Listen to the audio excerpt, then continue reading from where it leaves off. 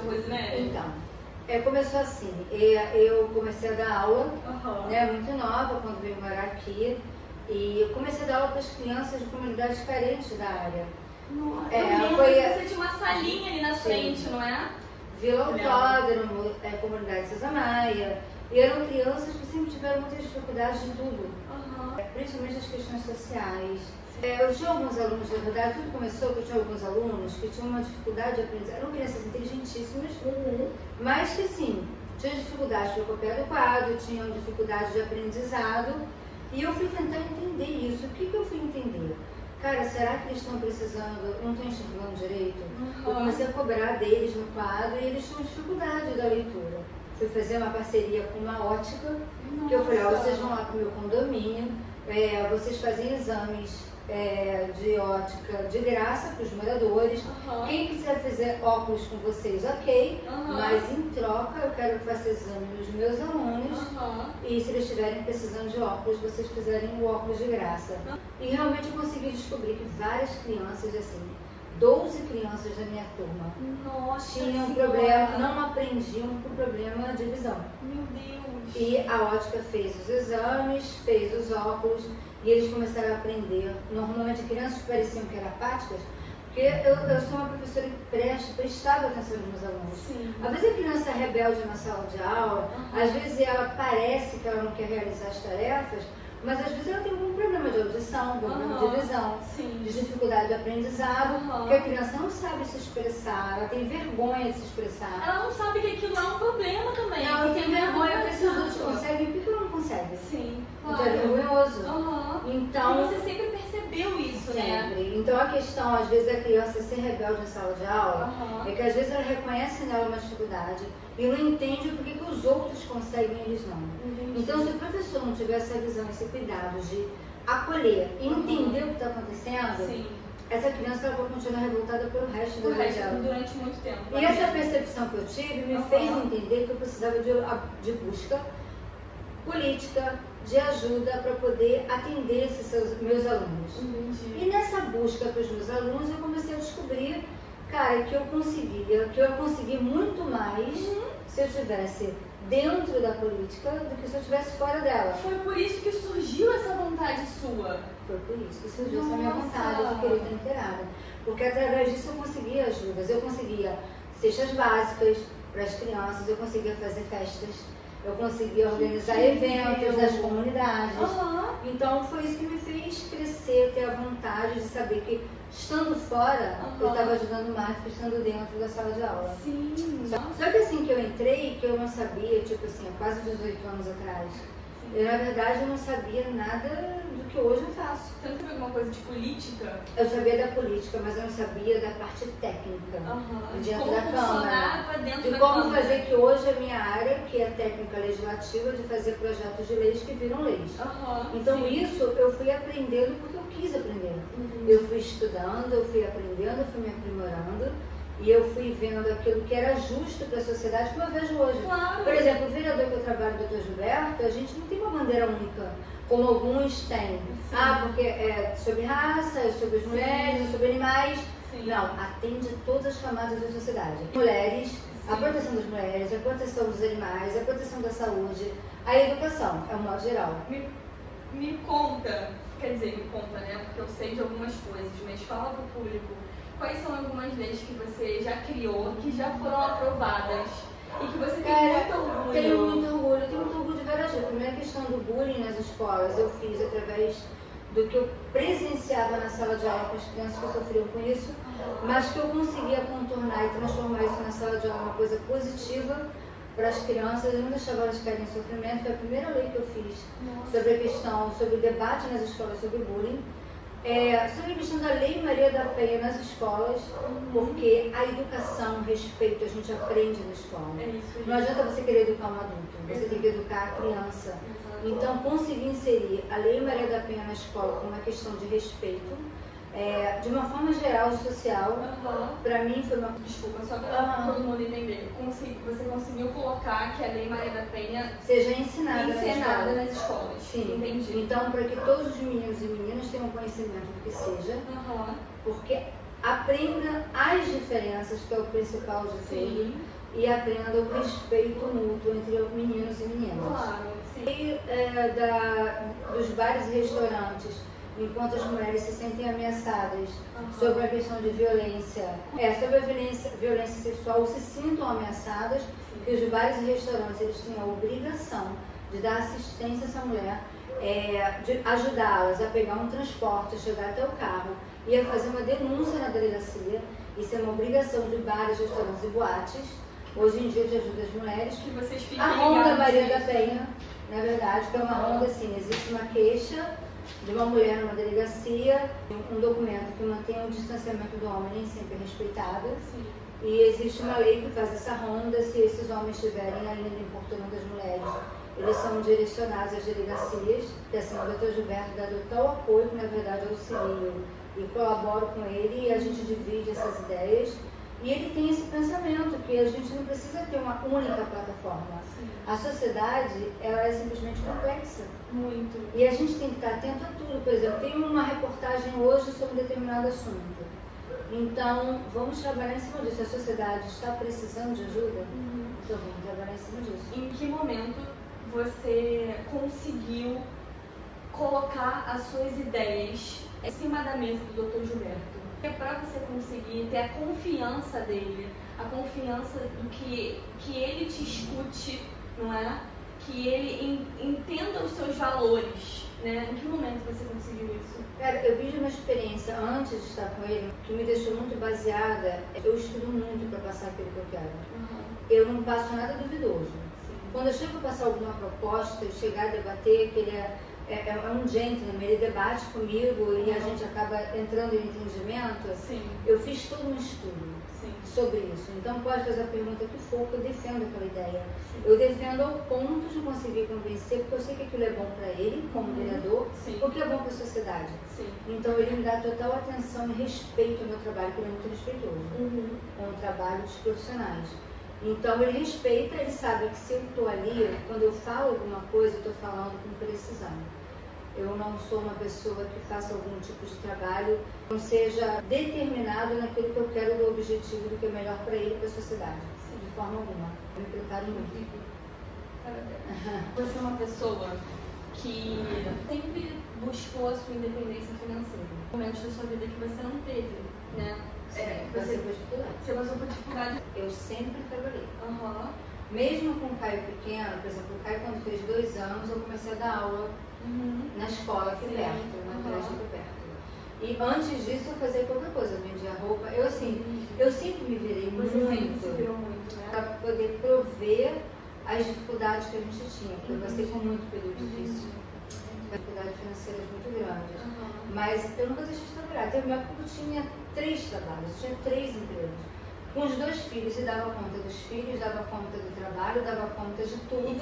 Graças a Deus, eu nunca abandonei meus filhos pelo fato do trabalho. Eu acho que eu tive sempre tanta fé do que eu precisava, eu sempre fui tão realista, da forma que eu sou realista com as pessoas que estão à minha volta, com a minha família, com os meus filhos, eu era realista com Deus. Então, eu acho que de uma certa forma eu sempre fui atendida. E eu conseguia conciliar. Sabe? De alguma forma, né, você conseguia, porque é difícil. É difícil. Auxiliar três trabalhos, 2 crianças, um marido, uma casa, tudo. Eu tive, uma época eu tinha, a Emanuele me acompanhava em alguns momentos. Eu sei que eu trabalhei em áreas perigosas, por questão política, a gente nem sempre trabalha em lugares confortáveis, né? Sim. E em alguns momentos eu levei ela. E na verdade, assim, as coisas foram indo, foram sendo construídas, foram sendo levadas na minha vida.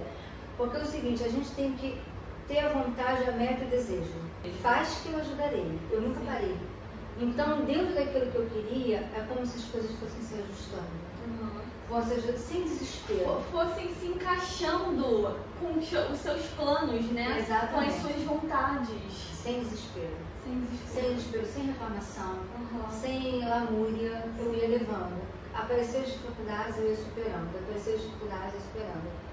Graças a Deus eu tenho isso na minha vida. Até quando eu fiquei doente também, eu consegui. Sim, eu ia entrar na sua fé, né?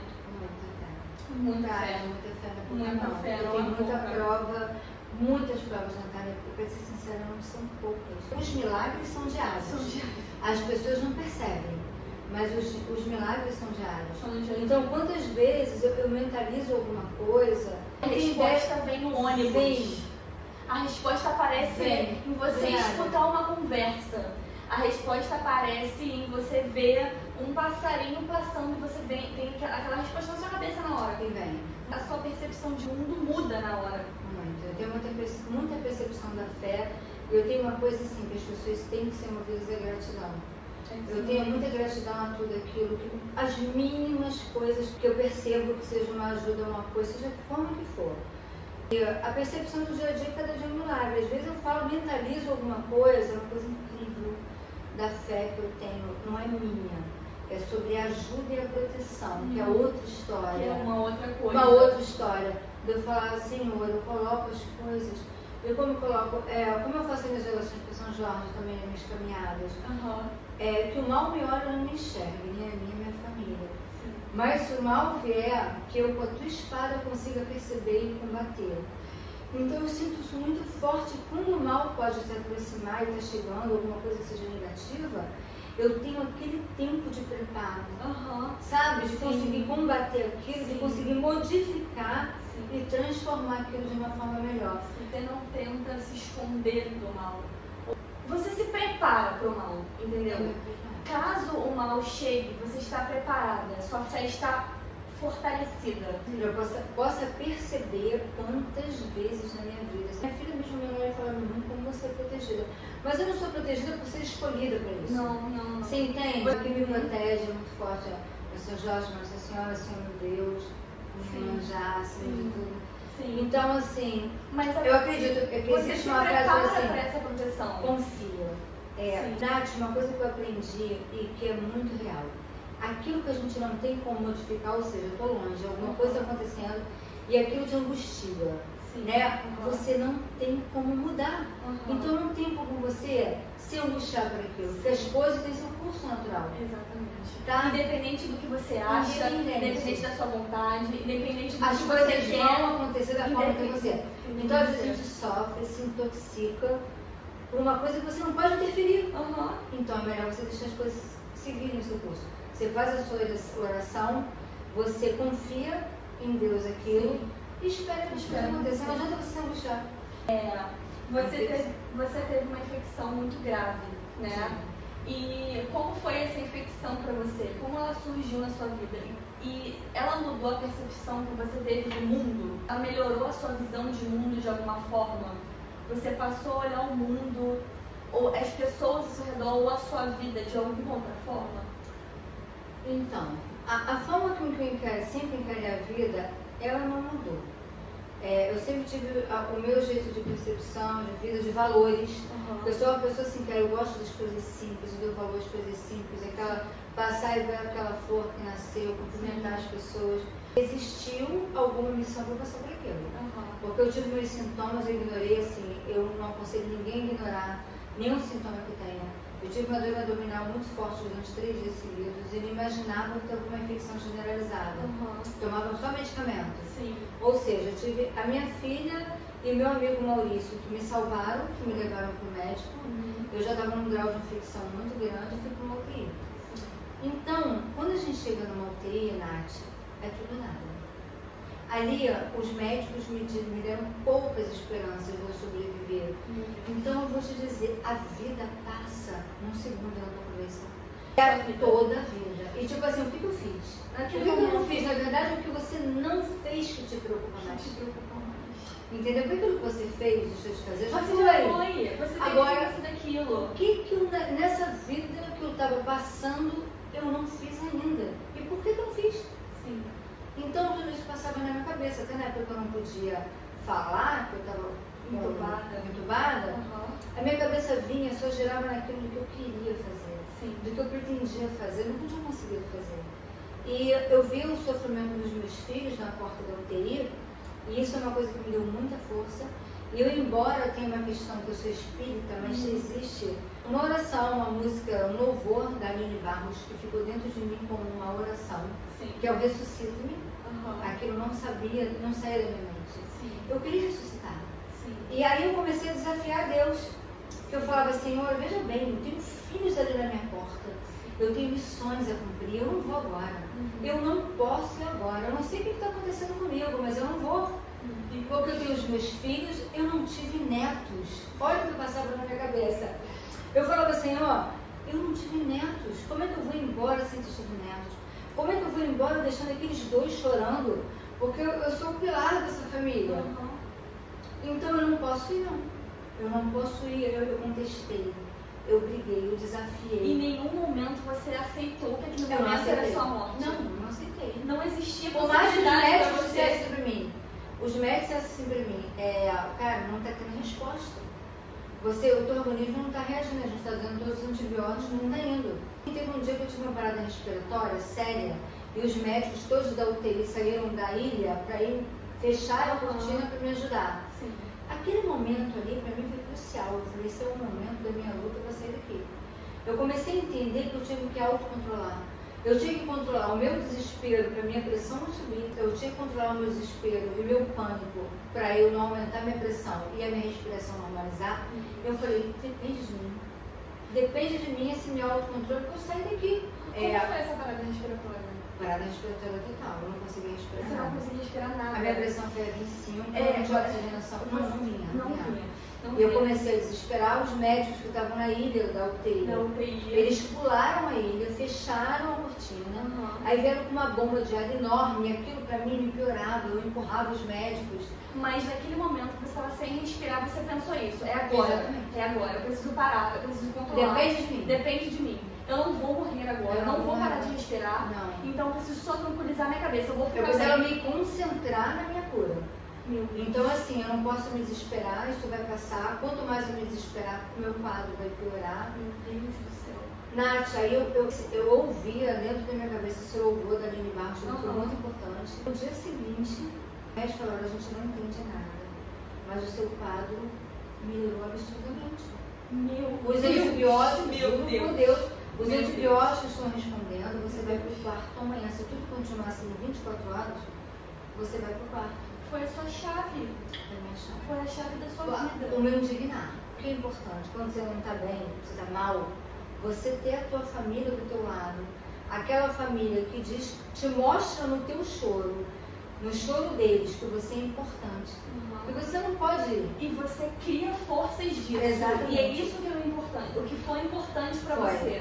De você criar forças. E saber que eu tinha que construir. Eu falava, gente, eu tenho missões com ele, eu tenho missões. Como eu falei, cara, cuidado com o que a gente pede. Eu pedi um neto que era um parto. Eu tenho que ter cuidado com isso. E logo depois eu descobri que a mulher estava grávida da Maria Flor. Quando eu me curei, voltei para casa. Então as coisas, assim, mas engraçado, a minha visão de vida sobre as pessoas, sobre a vida não mudou. Mas eu vou te falar, teve um dia, uns 2 dias antes de eu me internar, eu estava caminhando em volta do Rio Centro, eu comentei isso com a Manoel. Do nada me veio a cabeça assim, Senhor, se eu tiver que ir para um hospital, que eu não fique longe da janela. Você me contou isso. Você me contou isso. Assim, do nada veio na sua cabeça. Do nada, que eu não fique longe da janela, porque eu quero saber quando está amanhecendo. Você adora ver o dia, você acorda cedo, você anda, né? A gente mora perto do Rio Centro, então é um lugar que... Muita vegetação da natureza. Mas acabou que eu fui com uma UTI, acabei sem ver mesmo. Sim. Mas parece que eu senti naquele momento que eu via. A sua fé, mais uma vez. Alguma coisa a sua intuição, mais uma vez. Mas eu saí de lá renovada, porque, Nath, quando eu saí de lá, eu fui fazer uma revisão, 2 semanas depois. Aí os médicos que eu fiz a revisão em outro hospital, falaram assim, cara, nada que diz que você teve uma infecção generalizada. Você não está com nenhum órgão comprometido, não teve comprometimento. Eu precisei passar. Eu precisei passar por aquilo. Deus sabe. Enquanto você estava naquele momento na UTI, suas únicas indignações foram porque você tinha um compromisso com seus filhos. Missões com seus filhos. E porque você não tinha neto. Eu não tinha neto. Não teve nenhuma fase da sua vida, ou não teve nenhum momento da sua vida que você... Arrependimento não. Eu estava querendo conquistar coisas, queria entender o que eu não tinha conquistado. Como se eu tivesse perdido tempo em algum momento. Mas não seu tempo, porque você ter neto não é seu. Não era meu. É dos seus filhos. Não, dos meus filhos eu pensava, o que eu ainda posso construir com eles e por que em alguns momentos que eu quero passar eu não consegui passar ainda. Você entende? Entendo. Nada também dependia de mim. E nada dependia de você. Dependia deles. também da vida deles. Exato, da vida deles. Mas eu queria passar por momentos, vivências, que eu achava que de alguma forma eu tinha que resgatar. Sim. E tinha que ser rápido. Sim. A cura está muito em cima disso, do positivismo. De você querer, de você não se entregar. Sim. Se a gente não pode, a gente não pode se entregar. Se entregar nunca. A gente sempre tem que prestar atenção na nossa própria vida. Para que a gente não entregue a vida às coisas ruins, aos momentos ruins, às nossas frustrações, ao que o outro pensa sobre a gente, o que o outro fala sobre a gente. Nunca, porque senão a gente se afunda. A gente nunca deixar que o outro ache, né, que saiba mais da nossa vida do que a gente mesmo. Que saiba mais do nosso futuro do que a gente mesmo. Até porque não é verdade. Né? Não tem. A gente tem que acordar com essas missões da gente. Cara, tá tudo bem? Tá tudo sob controle? E em alguns momentos você sentiu que Deus te respondeu? A todo momento. Dúvida nenhuma. Eu tenho respostas diárias. Muito, porque eu sinto que eu tenho uma conexão muito séria. E não é à toa. Você lembra de algum momento que, por um pequeno momento, você sentiu que Deus te respondeu ali? Por exemplo, a música que veio na sua cabeça era uma resposta de Deus. Cara, a música que veio na minha cabeça foi uma música que me fortaleceu. Renascimento, né? E eu tive assim, principalmente em relação a São Jorge, assim, eu tive um momento que eu estava com muita dificuldade, porque eu tive problemas no trabalho, não comigo, mas o meu chefe teve problemas, e consequentemente eu tive também. Sim. A questão do dia de São Jorge para mim é muito importante. Você vê uma coisa simples. Eu queria ir na igreja de São Jorge, em Curicica. E eu estava com uma dificuldade tão grande, financeira, tá? Que eu falava assim, eu não tenho dinheiro nem de passagem para ir na igreja. Eu não tinha esse dinheiro. Eu estava no dia 22 de abril, eu estava assim à noite, quando eu estava virando para meia-noite, na janela, falando assim, eu não tenho dinheiro nem de passagem para ir na igreja da forma que eu quero. Se eu não achar, eu vou a pé, para Curicica na igreja. Nath, sim, do nada, eu resolvi assim, eu vou no meu armário, eu vou tirar todas as minhas roupas, eu vou sacolejar tudo quanto é bolso, vou ver o que eu acho. Aí eu fui, tirei meus shorts, tudo, porque a gente sempre acha um dinheirinho intocado, né? Um dinheirinho esquecido. Esquecido ali. Cara, eu falei, gente, eu não tenho. De repente eu peguei um determinado short, um short de gente meus, eu olhei pra ele, peguei assim, a minha situação foi tanta que eu peguei, joguei na cama.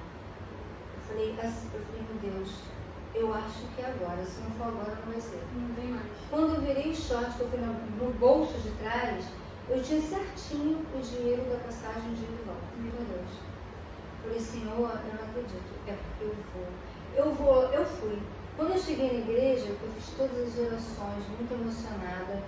Incrivelmente, assim, quando eu saí de lá, eu sei que a minha alma lavada, de fé, de esperança, de simplicidade, de humildade, de aceitação, porque eu estava aceitando tudo aquilo que eu estava passando. Eu só queria estar ali naquele momento. Eu não estava revoltada porque eu não tinha dinheiro, você entende?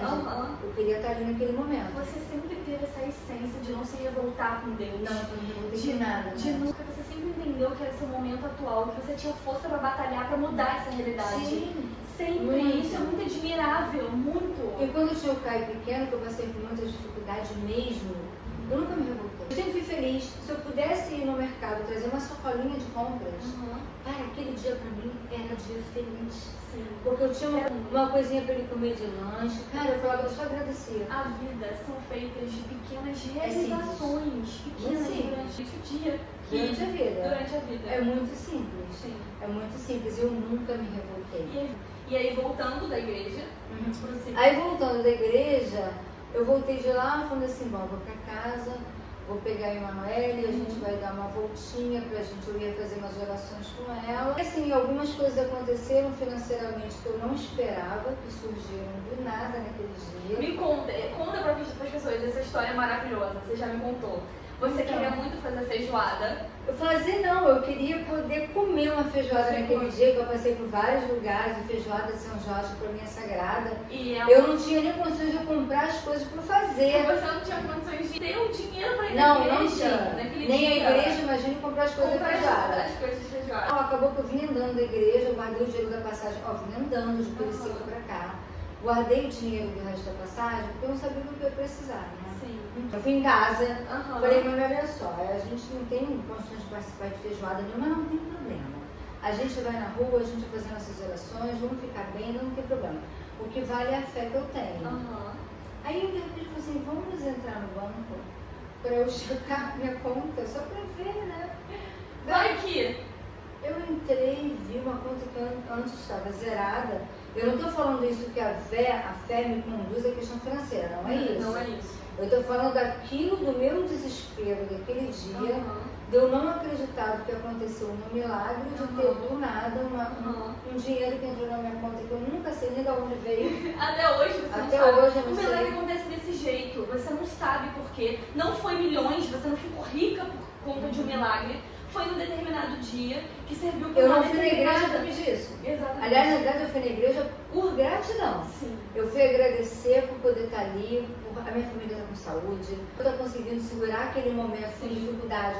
Mas aonde as ajudas estavam vindo, independente de qualquer coisa, eu não fui desamparada, eu fui por gratidão. Em nenhum momento eu pedi alguma coisa além disso. Quando você chegou no banco, Não nada. Aí tinha, eu falei, Manoel, vamos agora, feijoada de São Jorge, vamos ver um lugar. Maravilhoso! Vamos fazer isso por gratidão. Mas assim, sem ser essa questão, eu tenho milagres diários. Eu não posso reclamar. As minhas percepções, as minhas intuições, as formas com que as coisas me acontecem, às vezes eu estou no metrô, estou no ônibus, vem alguém e me fala, uma pessoa física, e me fala alguma coisa, olha, isso que você está passando, eu digo isso muito para a Manoela. É por isso, não fique assim. Deus usa muito, São Jorge, Nossa Senhora, usa muito as pessoas para me passarem mensagens. Sabe, eu ouço todas. O dia a dia, cara, são pequenos milagres. Mas é o que eu falo, as pessoas têm que estar atentas aos pequenos milagres. E não os grandes. E não os grandes. É no pequeno que acontece. Você é uma mulher muito sexual. Você tem um sex appeal muito forte. Você já deixou claro que você é uma mulher de 56 anos. E que ainda assim tem um sex appeal muito forte. Você é a pessoa com quem eu falo muito sobre a minha sexualidade. E você fala muito pra mim sobre a sua sexualidade. Você compartilha muito a sua sexualidade comigo. Você se orgulha disso, né? Muito. As pessoas ao seu redor, as mulheres ao seu redor, não falam abertamente sobre sexo. Né? Mulheres da sua idade que eu vejo são reprimidas, né? Eu posso dizer assim, não é essa uma mulher diferente da sua idade? Eu sou muito feliz nesse aspecto, porque na verdade, tudo é questão de você se conhecer, se dominar, acreditar em você e saber do seu potencial. É você não ceder à expectativa do outro e sim você atender aquilo que é o melhor para você.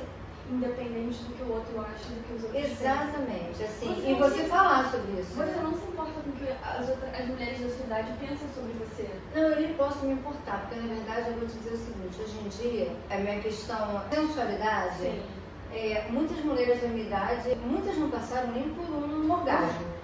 Muito. Pra ser sincera. Claro. Então, sobre outras coisas que eu gosto de fazer também, muito menos. Muito menos. Tudo é um tabu, tudo é uma questão que, cara, pra mim, dentro de 4 paredes, vale tudo. É tipo assim, desde na mesma puta na cama. Pra você isso é muito Entendeu? claro. É muito claro, é muito claro. Você tem a sua postura normal, social, você é mãe, você é profissional, mas que isso não te impede de ser uma cachorra na cama. De forma alguma. Muito pelo E você contrário, dizer, te potencializa muito mais. Potencializa e tem uma coisa, você mostrar todo momento para aquele homem aquilo que você quer. Isso aí. E aquilo você mostra o que você quer e o que mostra, te satisfaz. Se não me satisfizer, eu falo que não está satisfazendo. Você sempre foi assim com todos os seus namorados? Não, assim, a minha vida sexual, assim, não foi muito intensa. Não foi durante mais... os seus relacionamentos passados. Não, mas eu acho que eu sempre me coloquei. Você não virou a chave pra você, Rosemary? Sexualmente? Sexualmente. Quando você parou de aceitar o que você não te excitava? Nunca aceitei. Você nunca aceitou? Nunca. Desde a adolescência que eu falo. Enquanto assim, minhas amigas iam pros cantos, já faziam sexo, coisa e tal, desse meu namorado que eu achava um príncipe, que ele queria, eu achava que não era o meu momento. Sim. Ele queria, mas eu achava que não era o meu momento. Sim. Então, de uma certa forma, eu sempre soube pontuar aquilo que eu quero, aquilo que me satisfaz. Sim. Porque se não me satisfizer, não vale a pena. Eu não quero satisfazer o outro, eu quero ser satisfeita. Sim. Entendeu? Então, se existe condição para isso, Tem que ser feito. Tem que ser feito. Claro, porque eu me esforço. E sempre foi aberto essa discussão pra você? Sempre foi. Com o seu ex-marido, por exemplo? Também sempre coloquei. Sempre colocou. As coisas que eu não queria, ponto. As coisas que eu queria também. Na hora que eu também queria que fosse feito legal. Muito mais assim, depois de uma certa idade, onde você se descobre e vê, cara, eu tenho o meu prazer, eu quero ser satisfeita. Eu não vou satisfazer apenas a pessoa. Para mim existe um jeito que eu gosto. Se tem condições disso, que vai ser feito. E vai ser feito. Porque eu dou o meu melhor. Eu dou o meu melhor. Eu me preparo. Eu sou uma mulher que procuro, eu idealizo. Entendeu? Eu tenho fantasias, eu coloco em prática. Eu dou o meu melhor, então eu não aceito menos do que isso. Você não aceita que um homem te dê o melhor dele? Não, tem que dar o melhor. Até porque eu reconheço o que é o melhor pra mim. E não abro mão disso. Se não for pra me satisfazer, então eu não quero. E quando eu não quero e não gosto, eu falo. Você é maravilhosa. Eu falo. Você nunca teve vergonha de falar? Não. Eu não tenho, porque é o seguinte, se de repente eu falar alguma coisa e a pessoa não quiser mais e for embora, ok, mas eu falei aquilo que eu quero. A gente na vida, como mulher, como tudo, a gente tem que se posicionar. As coisas têm que ser de uma forma que te agradem também. Se você não se posiciona, se você se omite, você vai viver uma vida de mentira. Exato. Então assim, olha, não gostei, não tá bom pra mim. Se não for pra melhorar, se ele não quiser resgatar, é porque não servia. Em nenhum momento você sentiu medo de interromper uma relação? Não. Medo de falar assim, eu vou falar isso e a pessoa não vai voltar mais. Não tenho. Nunca teve. Porque se tiver que voltar pra mim, vai voltar dentro daquilo que eu gosto. Porque eu nunca reclamo em vão. Eu nunca reclamo à toa. É um autoconhecimento muito absurdo. Eu nunca reclamo à toa. Como então, é que você confia tanto no que você quer? Eu confio muito no que eu quero, porque eu confio muito no que eu dou. Então eu acho que tem que ser, no mínimo, você tem que receber aquilo que você entrega. A pessoa tem que se esforçar tanto quanto você. Se você não sente o esforço da outra pessoa, e eu por que coloco. Você tá ali se você não sente o esforço da pessoa? Porque, pra mim, eu sempre me... A gente acredita até o final. Exato. Que alguma coisa vai acontecer de bom. Que nem a novela, vai mudar uma cena. É. Mas se aquela cena não vai, se aquilo não tá bom pra você, se existe uma desconfiança de que você não está sendo retribuída da forma que você se coloca, da forma que você se dá, então você tem que reclamar por isso sim. Você tem que reivindicar. Você está certa. Você tem que reivindicar. Olha, não foi bom do jeito que eu quero. Que conselho você daria para as mulheres que se contentam com o que elas não gostam? Ou se contentam com o que... Não tem que se contentar. Não tem que se contentar porque não tá bom para elas. Não foi bom assim, não foi gostoso, não. Não foi bom da forma que eu queria. Eu acho que poderia ser melhor. Eu vejo, Rosemary, que pessoas têm medo de falar a verdade. Mas eu não tenho medo de perder. Essa que é a questão. Essa que é a questão. A questão da propriedade que eu tenho de mim. Exatamente. Eu me conheço. Exatamente. Eu sei que eu sou a Rosemary. Sim. Eu sei daquilo que eu represento. Sim. Como mulher. Sim. E não só sexualmente. Sim. Sei daquilo que eu represento como um todo. Não é só a culta da cama. É aquela mulher que eu sei da posição que eu tenho, da amiga que eu sou quando eu tenho que ser, da posição que eu tenho, da minha cultura, da minha educação, daquilo que eu passo como mulher, da sua história como um todo. De todo. De tudo que você então ninguém, nem um macho, nem um homem vai se desfazer daquilo que eu sou. Porque se tentar me diminuir, eu não admito. Você entende? Porque eu tenho um conhecimento básico daquilo que eu sou como mulher. Porque aquilo que eu dou, eu quero em troca, no mínimo, aquilo que eu entrego. Você é uma mulher muito admirável. Eu te admiro muito. Você é muito admirável. O admirável é que você reconhece que você dá o seu máximo. Eu dou o máximo. E o seu máximo é coisa pra caralho. É coisa pra caralho. Então o outro é o mínimo, ele dá o máximo dele. Você tá atingindo muito além da expectativa dele. Então no mínimo que ele atinge o máximo da sua expectativa. Claro. E tem que ser assim, porque é uma questão de empenho. Se o cara tá foda-se pra você, vai fazer de qualquer jeito, então assim, eu vou estar foda-se pra ele também. Então o que eu falar, e você não faz. A minha vida é muito independente. Sim. Eu não quero isso, eu não quero uma relação você não amorosa. Quer casar hoje em dia, né? Não quero. Morar junto pra você. Não, de forma alguma. Eu quero morar sozinha pro resto da minha vida. Eu quero a minha independência, mas eu quero uma relação gostosa que seja uma troca boa. Então, se sexualmente não é assim, pra mim também não serve. Como você construiu isso? Uma exigência minha? Isso. E eu entender os meus valores e quem eu sou. E hoje eu pergunto, quem é você? Quem sou eu?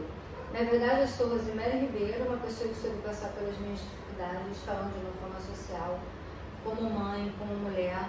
Procurei me entender e procurei entender o meu valor. Os meus valores, aquilo que eu construí, a mulher que eu sou. Até onde eu posso cobrar, eu posso cobrar. Quem não quer ficar do meu lado, do jeito que eu sou, que não fique. Você sempre se bastou, né? Eu me basto. A minha visão de mundo foi muito difícil eu parar para cobrar isso de um homem tete a tete. Dentro de casa eu não tive isso, eu não tinha uma referência dessa, então eu tive que construir isso sozinho, porque as minhas referências são de pessoas que eu vejo ao meu redor, não de televisão, ou não de novela, não de filme, de quem eu olho a realidade dela, para ver se a realidade está batendo com as atitudes dela, né? E eu não tive isso, então pra mim foi muito difícil. E aparentemente pra você, sempre foi certo, sabe? Você se posicionar sempre foi incontestável pra você. E isso é admirável, é admirável. É porque eu sei do que eu sou. Não é uma questão de prepotência, não. Não é jamais prepotência. É uma questão de ter certeza daquilo que você constrói na sua vida. Exato. Como é ser uma mulher que se ama todos os dias? Me amo mesmo. Eu me amo exatamente por essa base, porque eu sei do que eu construo, eu sei do que eu sou, sabe? Eu tenho orgulho da minha história. Como você faz pra você não perder o interesse em você mesma? Fazer uma coisa diária. É se olhar no espelho. Assim, quando eu me preparo, até sexualmente, pra ser, Sim. eu me preparo primeiro pra mim. Eu tenho que me olhar, eu tenho que praticamente me desejar, e ver que eu sou muito desejável naquele momento e que eu estou me admirando. Porque se eu estou me admirando, eu vou causar isso também nas pessoas, no outro. Entendi. Então, primeiro você se olhar, dentro. vem de dentro, você se olha no espelho assim, cara, eu estou me amando, eu quero me amar e quero desse jeito. Aí eu vou me construir dentro daquilo que eu quero. O que você quer? Deixa eu colocar um parêntese nisso, tá? Ah. O fato de que eu estou falando a questão da minha sexualidade, seja o que for, as pessoas acham que eu sou ambígua. Porque, na verdade, assim, a minha postura social, ou no meu trabalho, onde eu estou, é uma postura muito reta e que, na verdade, eu não dou espaço para nada nem para muita coisa. É muito diferente da minha vida íntima, pessoal. Exato. Eu consigo separar muito bem as coisas. Exatamente, é bom a gente falar sobre isso. Essa intimidade que a gente está expondo para vocês é algo que eu consigo dentro dessa entrevista aqui. Mas não é da nossa intimidade, que eu conheço ela. Mas o que ela não é o meu comportamento social. Não é o comportamento dela social. O que ela tá falando. Como eu falei antecipadamente, aquela porra da leite na mesa é louca na cama. Exatamente. Porque o meu pontuamento é assim, no meu trabalho, a minha postura social é uma postura social muito reta que eu não dou espaço para nada. E reservada. Muito reservada. Você não fala da sua vida pessoal, profissional com ninguém fora do seu ciclo nem de amizade. E a minha forma íntima, pessoal, sexual é a minha relação com a pessoa que eu me relaciono. Exatamente. O que ela está sendo aqui para vocês é 1% do que ela é para mim no particular. Na verdade, eu estou sendo o mais clara possível. Mais claro possível. Onde muitas pessoas não me conhecem por esse ponto. Eu estou começando a me conhecer agora. Exatamente. Porque minha postura no meu trabalho, as pessoas acham assim, cara, eu não gosto de brincadeira, eu não gosto de falar sobre sexualidade, eu não gosto de brincadeiras de intimidade. Exato. Eu tenho uma postura muito reta. Essa é a minha postura social. Exato. A minha postura, mulher, Rosemary, sexy, com sex appeal, outra história. E você tem várias posturas, Rosemary. Você tem a sua postura social, você tem a sua postura como mãe, você tem a sua postura como vó, você tem a sua postura como amiga, você tem a sua postura sexual, sabe? Então, assim, você sabe se colocar em várias posições. Então, existem várias Rosemarys por aí. Existem, é verdade. Eu tenho várias posturas dentro de cada situação que eu me encontro. Exato. E sabendo separar isso. Então, eu tenho pessoas no meu trabalho que falam assim, uma outra pessoa. Eu tô rindo, que sabe, eu sei. Eu tô sorrindo. Da minha intimidade, fala assim, cara, tu é ambígua. Ambígua é porque quando alguém diz isso, é uma pessoa rasa de conhecimento, porque a gente é vários, né? Assim. Somos várias versões, existem várias versões mas eu de uma mesma pessoa. Porque existe uma questão. Exato. Intimidade é uma coisa, vulgaridade é outra. Eu não misturo as coisas. Você não é vulgar. Não sou vulgar e eu não dou espaço para as pessoas. Principalmente o seguinte, quando você é uma mulher sozinha dentro da sua postura social e de trabalho, se você não consegue se colocar com o distanciamento que você tem que se colocar, você é confundida. Exato. E as pessoas deixam de tratar com respeito. Eu sou vista no meu trabalho como a profissional. Eu não sou vista como a Rosemary, a mulher. Sim. Eu sou vista a Rosemary, a profissional. Aqui fora, eu sou vista, por exemplo, Rosemary amiga, Rosemary mãe, Rosemary avó, e a Rosemary sexualmente ativa do sexo appeal que gosta de praticar. Você quer falar mais sobre o seu íntimo?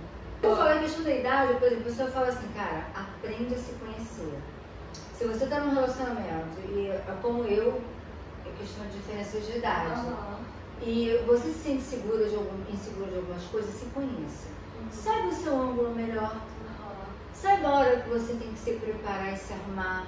Deixa bem pertinho de você aquelas coisas que vão te ajudar. Bebe um pouquinho pra você. Bebe sempre. Pra você. Bebe uma tacinha antes de você se soltar. Se você acha que alguma coisa te insatisfaz, que às vezes a gente se sente insatisfeito com alguma coisa nossa, com o nosso corpo, mas o homem não tem nem pra isso. Quando ele tem tesão em você, ele tem tesão em fazer sexo contigo e meter e gozar naquela mulher que ele acha que tem poder e ele tá desafiando aquilo, cara. Tesão é tesão. Tesão é pela mulher mais gostosa. Tesão é pela mulher que eu desafio. Então, às vezes a gente se preocupa com detalhes, mas se você se preocupar com detalhes, coloca alguma coisa, por exemplo, tá transando coisa e tal, e você sente quando acabar aquilo ali, você vai ter que se expor, você tem que levantar, coisa e tal. Cara, deixa uma roupinha do todo lado, uma camisolinha, um penhoar, um hobbyzinho. Que quando acabou, você coloca a tua roupinha sensualmente, vai ficar gostoso pra você não vai se expor. Ele não vai nem entender, não vai nem perceber, velho. Você vai agir naturalmente. O que você fala, a sua sagacidade de inverter a situação. Se conhecer e inverter a situação. Porque todo mundo tem algo que não gosta no corpo. Exatamente. E aí, ao invés de você ficar refém daquilo, escondendo aquilo, você arruma um jeito de virar o jogo. Exato. Você sabe ali aonde você quer que exponha, onde você quer que exponha. Coloca uma coisa de acordo com você se sinta sensual. Sim. Aonde você sente aqui que aqueles teus gatilhos não vão te deixar. Porque você, pra fazer sexo, tem que estar relaxado. E você tem que estar se sentindo segura, sensual. Então bota Exatamente. aquilo. Vê lingerie, hoje em dia tem lingerie de tudo quanto é jeito. Tem macaquinhos, seja de for. Que se adapte a você, que você se sinta gostosa. Sim. Independente do outro. Se sinta gostosa por você. Se atraia por você. Olha no Aí espelho você vai fazer... e goste do que vê. Sabe? Se hoje em dia você não gosta do que você vê, faça de tudo pra você reverter esse olhar pra você mesma. Você é uma pessoa que vai estar dentro de você a sua vida inteira, sabe? Então, a sua vida inteira, você vai passar a sua vida inteira não gostando de você. Então você tem que se conhecer. Você tem que saber aquilo que te faz se sentir gostosa, aquilo que você quer que apareça, aquilo que você não quer que apareça. Exatamente. Entendeu? É só isso o segredo.